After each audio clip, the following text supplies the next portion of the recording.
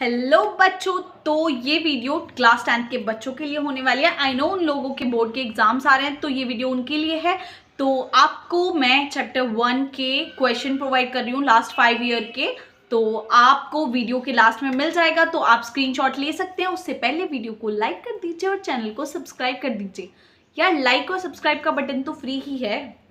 और हाँ, एक और चीज़, अगर आपको उन क्वेश्चंस का आंसर चाहिए तो मेरी वीडियो के नीचे कमेंट कीजिए। और भी कोई क्वेश्चन हो सकते हैं आपके एनसीईआरटी के, या फिर और कोई क्वेश्चंस जो आपको समझ नहीं आ रहे हो, तो आप वो क्वेश्चंस भी मुझसे पूछ सकते हैं। मेरी वीडियो के कमेंट में लिख दीजिएगा। मैं डेफिनेटली आपके क्वेश्चंस रीड करके और आपको आंसर प्रोवाइड करूंगी नेक्स्ट ही वीडियो में। Thank you.